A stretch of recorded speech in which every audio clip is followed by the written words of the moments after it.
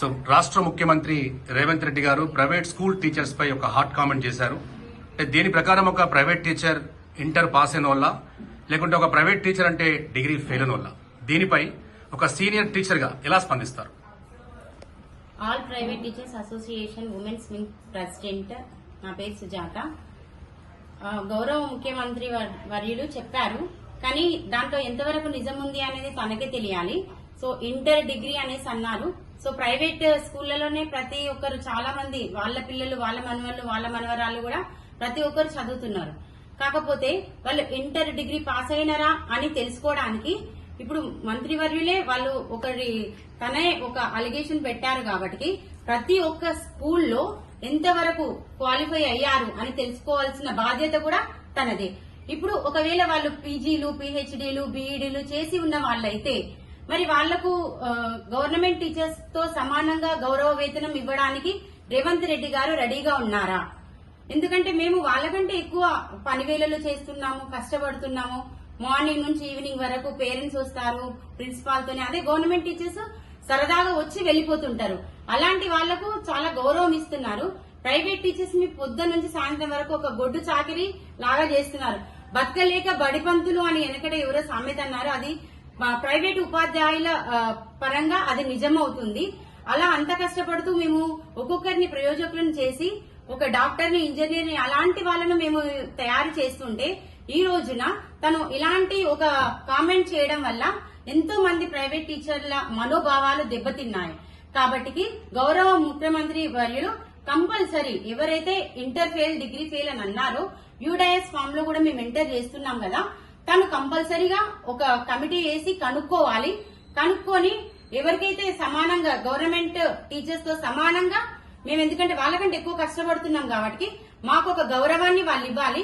వాళ్లతో సమానంగా వాళ్ళకు ప్రతి టీచర్స్ డేకి ఎలా సత్కారం చేస్తారో మా ప్రైవేట్ టీచర్స్ కి కూడా సత్కారం ఇచ్చి మమ్మల్ని కూడా అలా గౌరవించాలి. ఎందుకంటే ఇన్ని రోజుల నుంచి మేము అనుకున్నాము చాలా సార్లు, ప్రైవేట్ టీచర్స్ ని ఇంత కష్టపడ్డా గానీ మాకు ఎలాంటి గౌరవం మమ్మల్ని గుర్తించట్లేదు. ఈసారి మాకు కొత్త గవర్నమెంట్ వచ్చింది, రేవంత్ రెడ్డి గారు మాకు సహాయం చేస్తారని మేము వెళ్లి కలవాలనుకున్నాము యాక్చువల్ గా. కానీ గవర్నమెంట్ మారితే మాకు మా బ్రతుకులు ఏమైనా మారతాయేమో అని ఎప్పుడు ఆశించడమే జరుగుతుంది. కానీ తను ఇలా మాట్లాడడం వల్ల మేము ఎంతో బాధపడ్డాం. ఎందుకంటే ఇప్పుడన్నా మాకు ప్రైవేట్ టీచర్స్ కి ఒక మంచి రోజులు వస్తాయని ఆశించే ప్రయత్నంలో ఇలాంటి ఒక మాటలు వినడం చాలా బాధగా ఉంది. సో మా ప్రైవేట్ టీచర్స్ అందరి యొక్క మనోభావాలు దెబ్బతిన్నాయి, చాలా బాధపడుతున్నాం.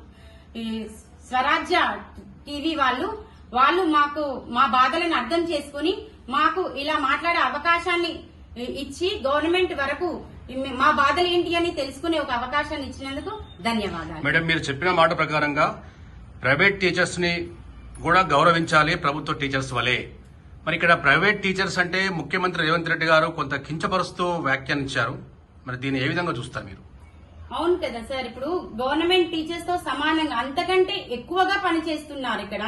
సో గవర్నమెంట్ టీచర్స్ వాళ్ళు ఒక ఎగ్జామ్ రాసి వచ్చినంత మాత్రాన వాళ్ళు చాలా వెల్ క్వాలిఫైడ్. ఇక్కడ ప్రైవేట్ టీచర్స్ ఎవరైతే ఉన్నారో వాళ్ళకి ఇంటర్ కూడా పాస్ కాలేదు, డిగ్రీ కూడా పాస్ కాలేదు అనే ఆ భావన మాత్రం అది చాలా తప్పు. ఎందుకంటే మా ప్రైవేట్ టీచర్స్ లో కూడా పీహెచ్డీ చేసిన వాళ్ళు కూడా చాలా మంది ఉన్నారు. ప్రైవేట్ వ్యవస్థలో పనిచేసినంత మాత్రాన వాళ్ళు క్వాలిఫైడ్ కాదు అని అనడం అది చాలా తప్పు. కాబట్టి అలాంటి విషయాన్ని ఏమైతే మన రేవంత్ రెడ్డి గారు అన్నారో అది నేను అనడం తప్పైంది అని తనే ఒప్పుకోవాలని మా అక్క మనవి. Telangana all private teachers association తరఫున రేపటి నుంచి మీ కార్యాచరణ దీనిపై ఎలా ఉండబోతుంది?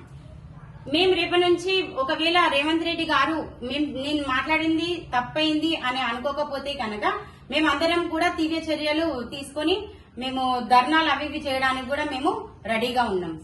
Save a life. Download UBlood app. UBlood for the new blood.